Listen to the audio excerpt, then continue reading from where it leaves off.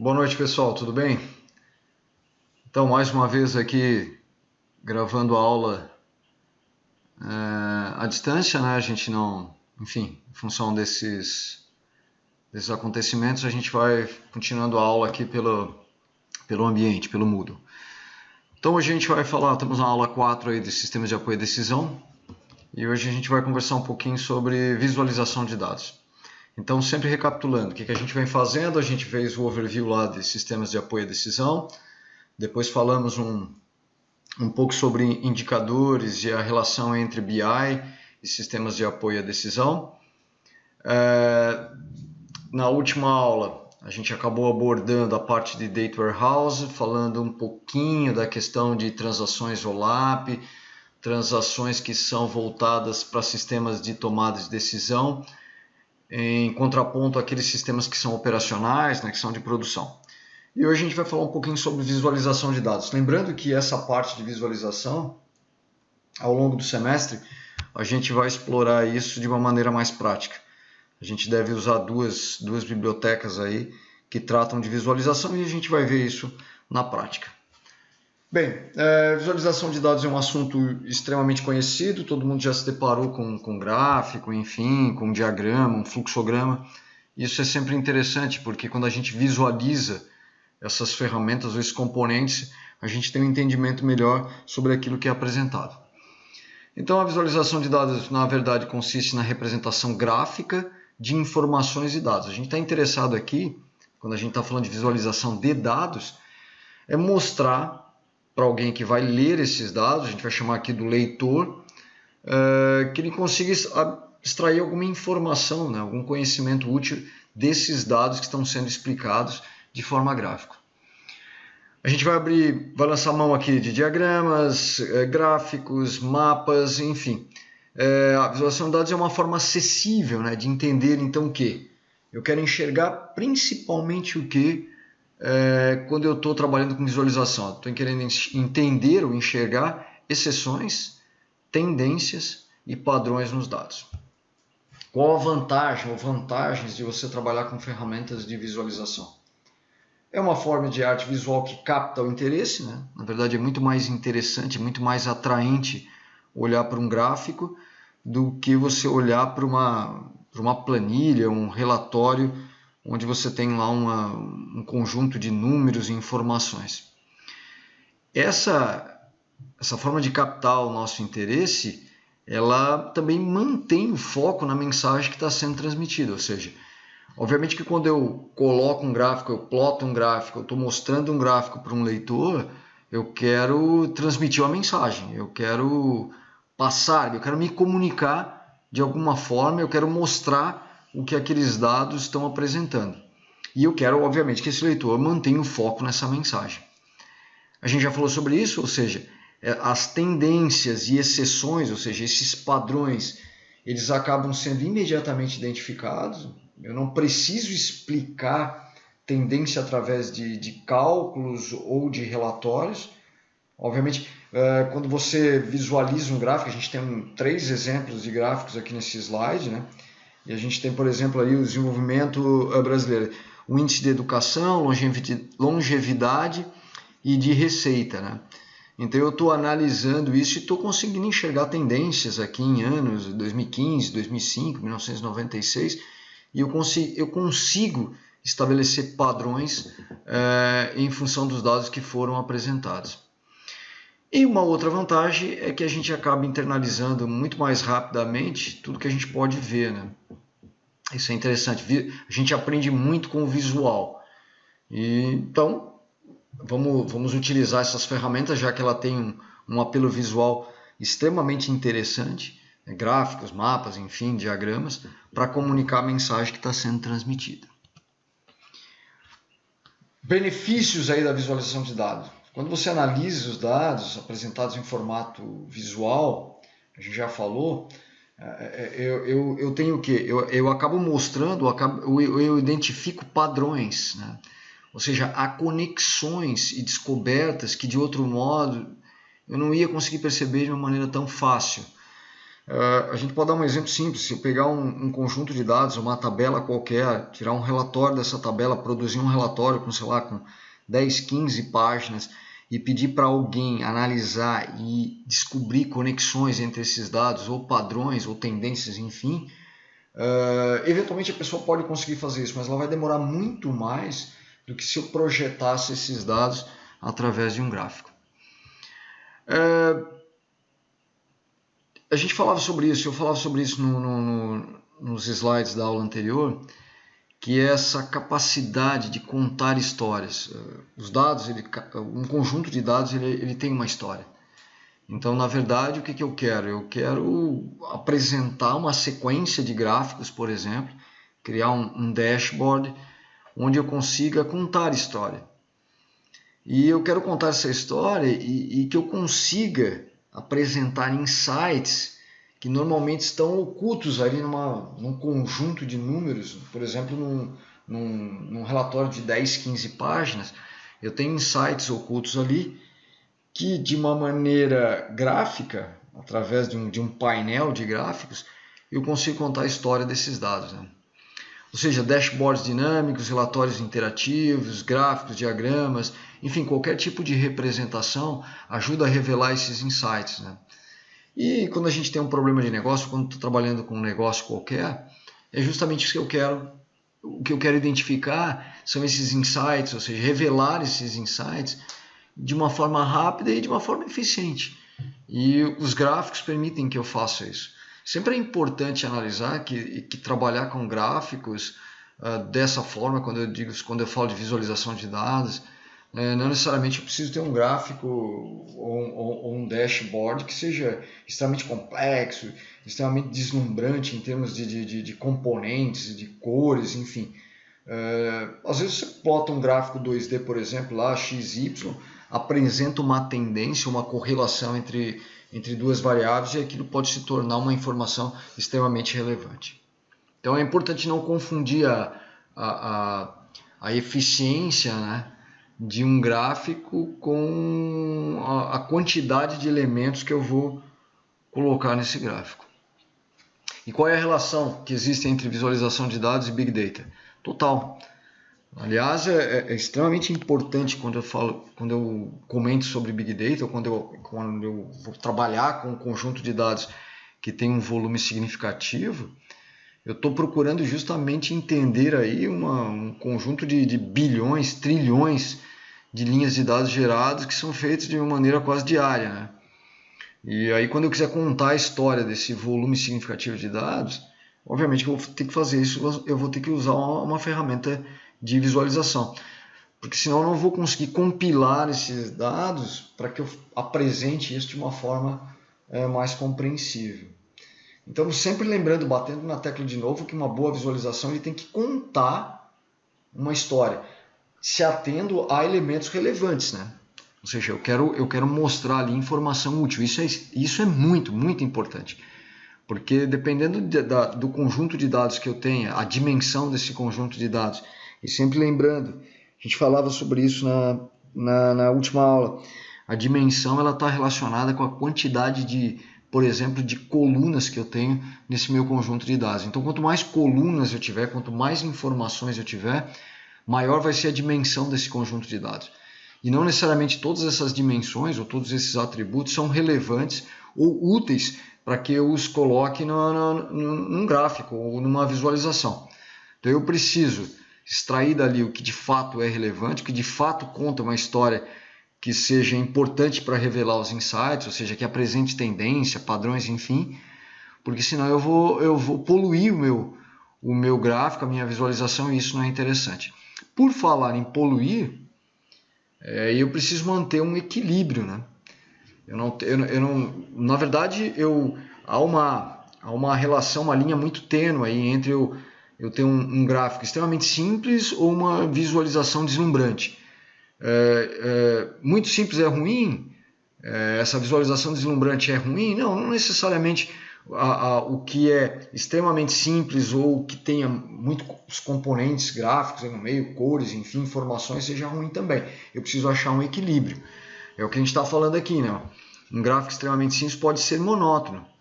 né, para captar o interesse do leitor de alguém, o que a gente falava lá, uma das vantagens ou uma das funções da visualização usando gráficos é justamente captar o interesse de alguém. E talvez um gráfico extremamente simples não faça isso. Mas eu falava agora há pouco que talvez um gráfico bidimensional, né, XY, mostrando uma correlação entre duas variáveis qualquer, ou seja, vamos imaginar, será que o tamanho da casa ele está de um determinado imóvel, ele está muito correlacionado com o valor de venda desse imóvel? Não necessariamente sim, mas eu quero enxergar, por exemplo, essa tendência. Há uma tendência ou há um padrão entre o tamanho do imóvel e o valor desse imóvel? Eu tenho duas variáveis, eu posso trabalhar com um gráfico 2D, variável x, a variável y, colocar isso num gráfico qualquer, colocando lá o tamanho da casa em metros quadrados e o valor da casa, monetário, em reais. Eu posso apresentar ali, pegar um conjunto de dados que seja significativo, né, de casas, por exemplo, que foram vendidas num determinado bairro, cidade, enfim, região, e provar ou mostrar que há uma tendência, sim, de fato, de existir uma correlação entre essas duas variáveis. Então, é um gráfico extremamente simples. Só que nesse caso aqui, ele pode transmitir uma ideia bastante impactante. Ou não. Talvez você fale, não, cara, o tamanho da casa não necessariamente tem uma influência no valor da casa. Então, mostrar essa tendência, essa correlação entre duas variáveis, isso pode transmitir uma ideia impactante para o leitor. E é um gráfico extremamente simples, então eu tenho que verificar se esse gráfico não está muito monótono para captar o interesse, mas por outro lado ele pode ser, ou ele pode transmitir uma ideia ou uma mensagem bastante impactante. Por sua vez, uma visualização deslumbrante pode ser incapaz de transmitir essa mensagem, né? Eu tenho muitos componentes aí dentro desse gráfico e eu estou perdido, ele está muito poluído. E o leitor, como normalmente eu falo, se eu tiver que explicar o gráfico, esse gráfico ele não cumpriu a sua função, ele tá poluído. Mas, lembrando aí uma frase extremamente corriqueira, né? Que a imagem pode dizer mais do que 1000 palavras, apesar talvez de um exagero ou talvez de um número maior de componentes do que é o necessário, eu posso de fato estar transmitindo ou dizendo mais do que se eu fosse colocar isso num formato, sei lá, texto ou relatórios com 10, 15, 20 páginas. Então, a ideia que a gente tem que tirar daqui é que os dados e os elementos visuais eles têm que estar funcionando em conjunto, né? E combinar excelentes análises com histórias envolventes é uma arte. Na verdade, essa é a grande sacada. Eu quero justamente fazer essa junção entre dados e elementos visuais, né? Porque eu quero analisar esses dados, mas contar uma história que seja envolvente, ou seja, uma história que seja interessante, que capte o interesse do meu leitor.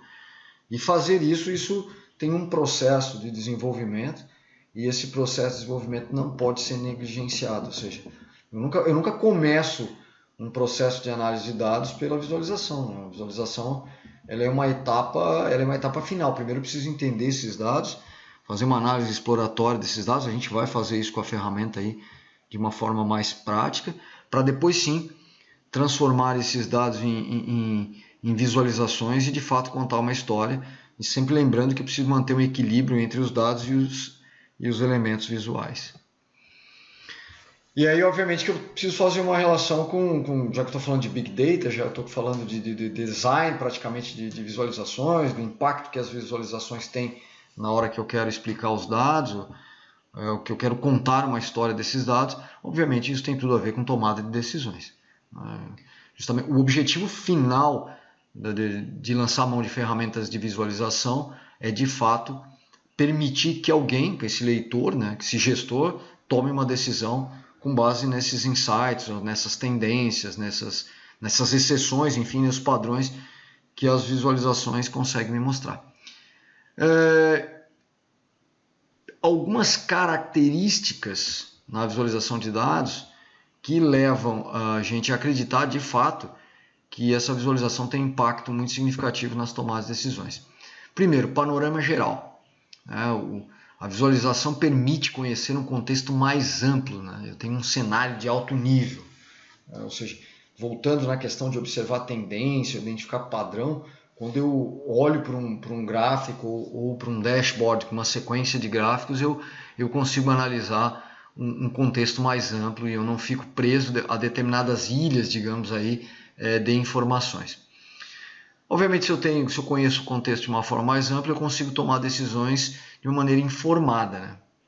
Se eu tenho os insights claros, ou seja, essas tendências, esses padrões sobre um determinado desempenho aí do meu negócio, há posteriormente uma geração de conhecimento, e esse conhecimento vai ser extremamente necessário para eu tomar decisões corretas, né, no momento certo.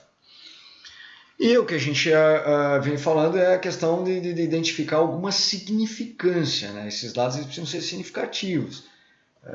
A história que esses dados me contam, ela precisa identificar alguma informação útil para que me leve a uma melhoria do meu planejamento, das estratégias, enfim, das ações, que na verdade é a minha tomada de decisão.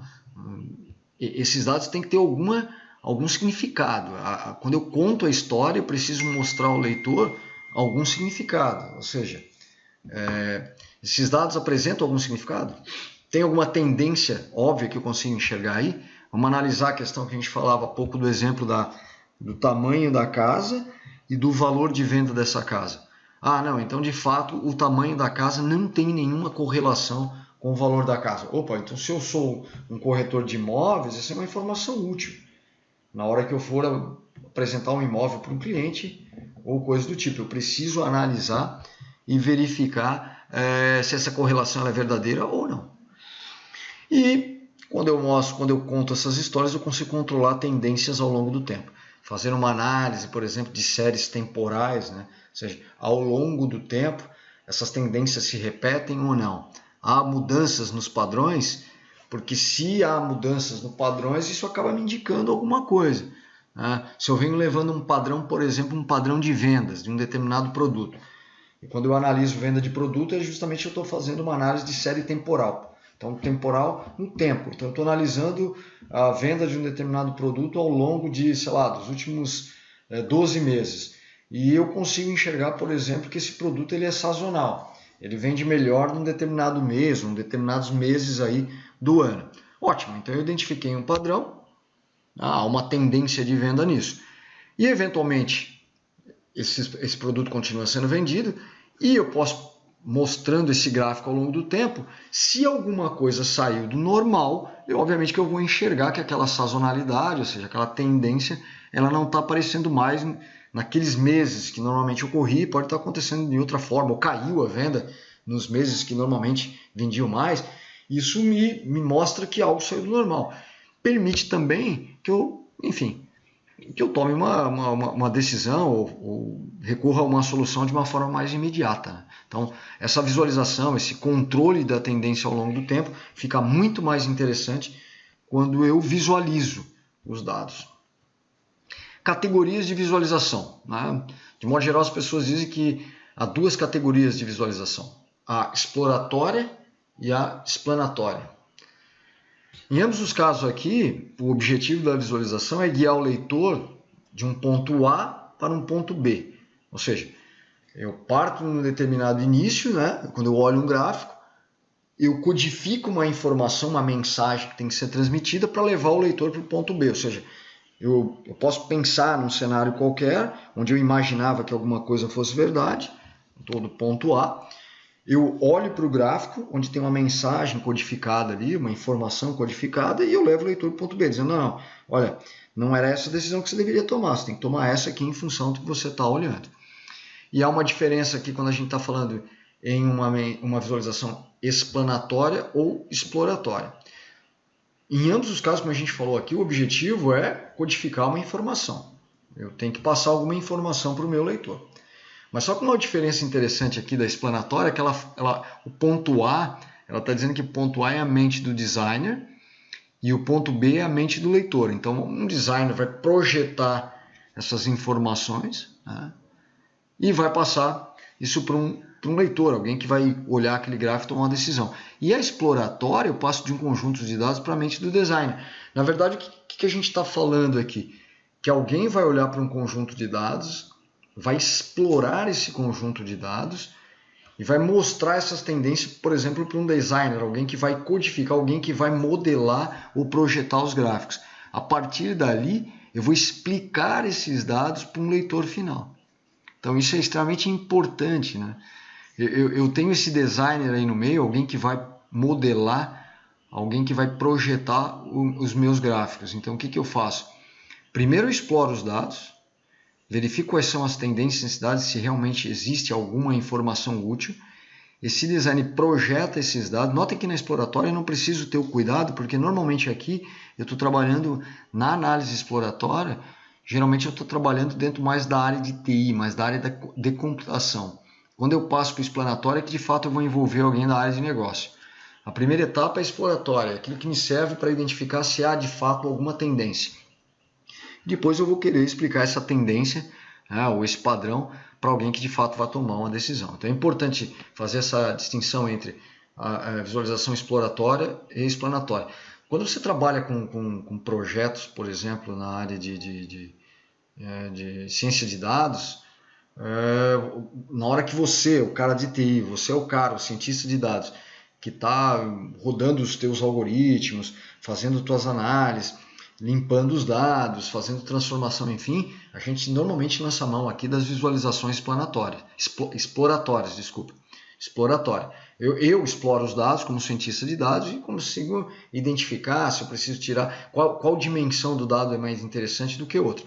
A partir do momento que eu tenho esses dados, essa limpeza, esses dados já transformados e estruturados, aí sim eu começo a criar gráficos que vão explicar alguma coisa para um leitor final. Para fazer isso, é importante, é interessante que, obviamente que isso aqui não é uma obrigação, mas é mais uma dica, que eu siga alguns passos durante esse processo aí da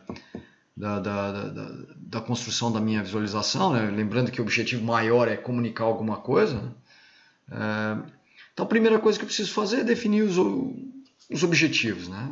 Manter esse objetivo sempre em mente. Então, o que eu preciso? Como é que eu defino os objetivos? Que tipos de relações existem entre os dados? Se há alguma relação, por exemplo, que a gente falou há pouco, há uma relação entre tamanho do imóvel e o valor do imóvel? Não sei, vamos analisar. Os dados são categóricos? São discretos ou contínuos? Pegando um gancho aqui, a gente vai explorar melhor essa questão de tipos de dados, categóricos, discretos, contínuos, enfim, a gente vai explorar isso na próxima aula. Mas é importante que eu saiba qual é o tipo de dado que eu vou utilizar.